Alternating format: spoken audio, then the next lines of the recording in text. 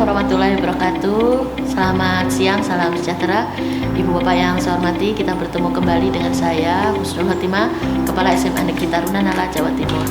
Hari ini saya ditemani oleh tim MGMP Bahasa Indonesia dan teman-teman dari mahasiswa pendidikan biologi Universitas Negeri Malang. Beliau ini dari berbagai daerah.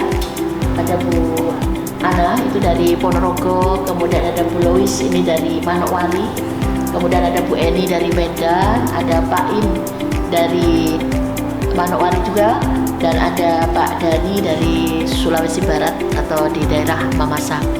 Sebuah kebahagiaan bagi kami di SMA Negeri Taruna Nala, Jawa Timur, kehadiran dari para mahasiswa S3 Pendidikan Biologi ini untuk ikut melihat pelaksanaan plan yang merupakan rangkaian awal dari kegiatan lesson study.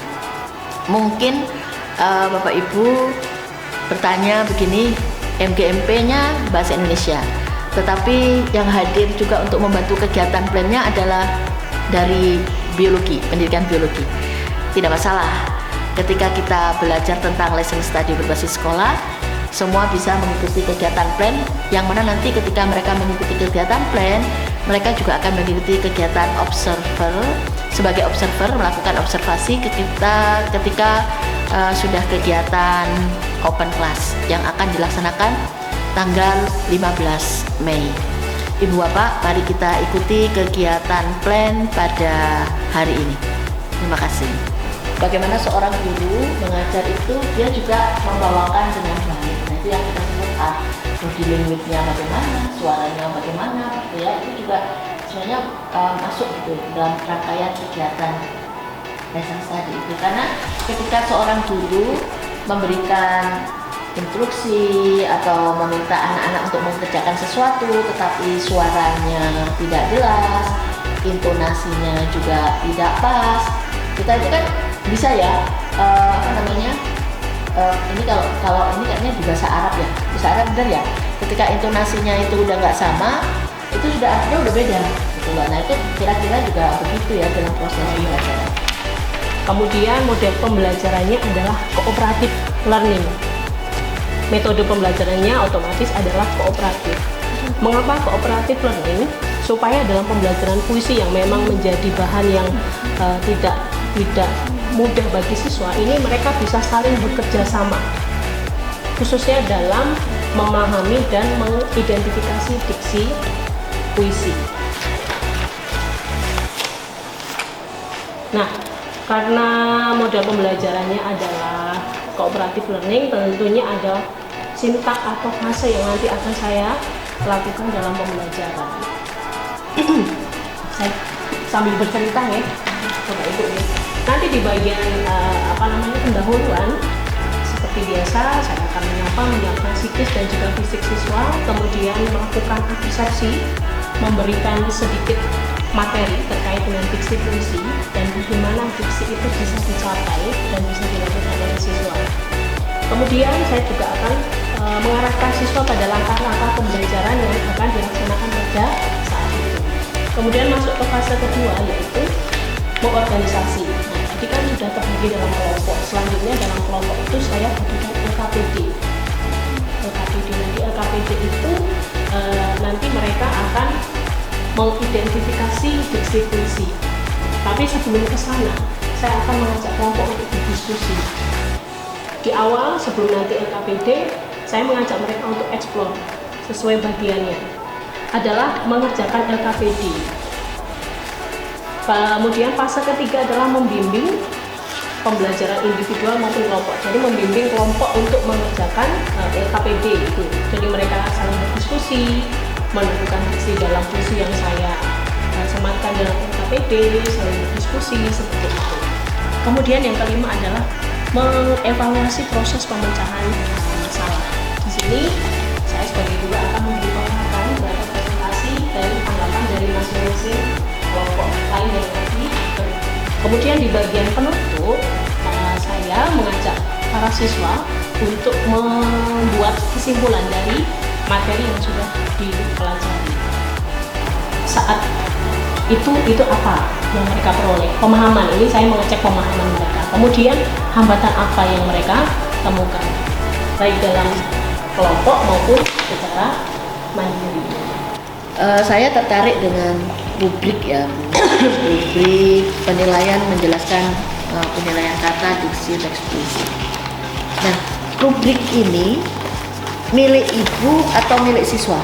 Dalam artian ketika nanti saya membagikan LKPD, kemudian siswa berkelompok mengerjakan soal, saya akan memberitahukan secara lisan begitu. Kalau menurut saya, ketika aspek penilaian ini kita berikan kepada siswa, siswa tahu mereka itu akan memperoleh nilai 4 manakala mereka mampu ini. Nilai 3 mereka mampu ini, nilai 2 mereka mampu ini. Untuk mendapatkan nilai 4 di masing-masing aspek menurut saya, sehingga mereka tidak hanya belajar, kita tidak bisa memungkiri bahwa selain siswa itu belajar, mereka juga ingin memperoleh nilai yang baik dari hasil belajarnya, ada pengakuan.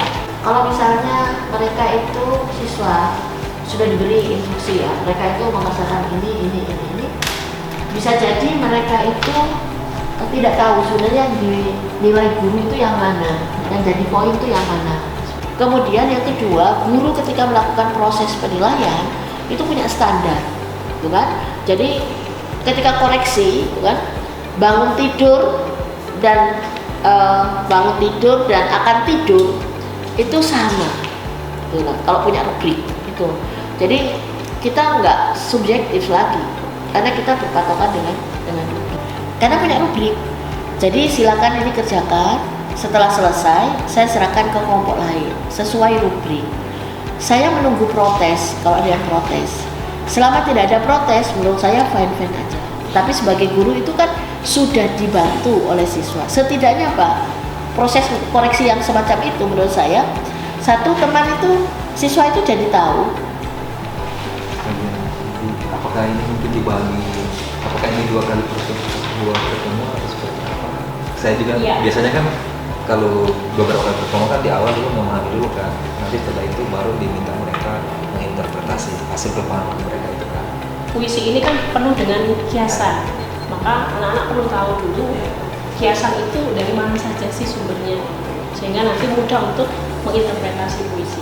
Itu juga mengembangkan intensitas hasil karya, soalnya ini sering digunakan kalau membuat RPP. Nah, kalau kami melihatnya tadi kayaknya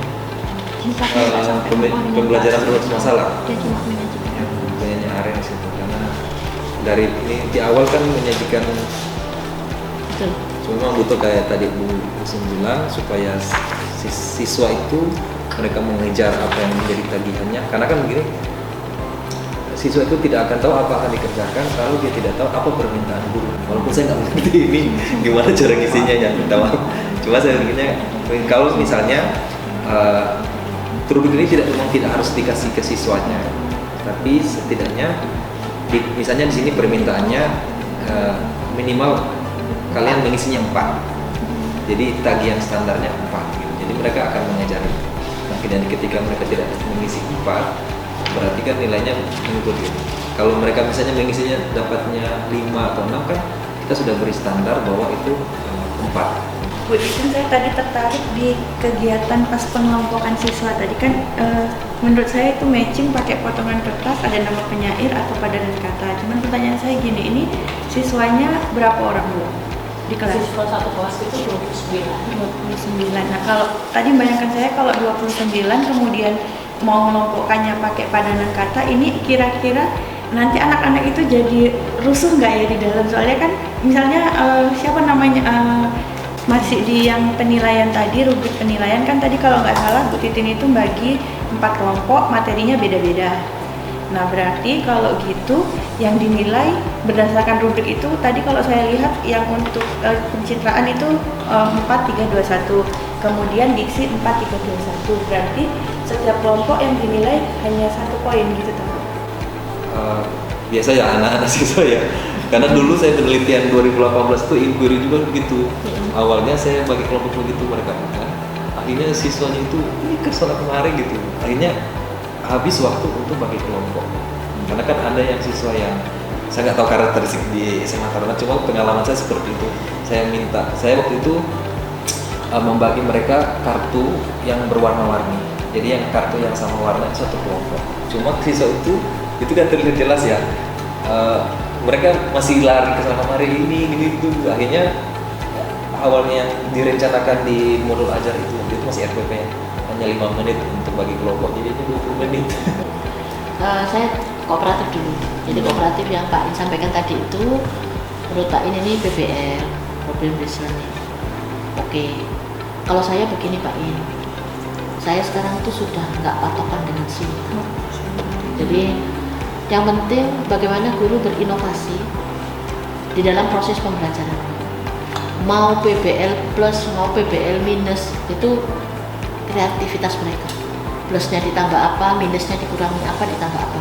Jadi saya tidak kaku dengan sintaks karena ini bukan untuk penelitian, tapi proses pembelajaran. Kemudian terkait kooperatif itu punya ruh. Kooperatif itu punya ruh. Ruhnya kooperatif itu adalah heterogenitas.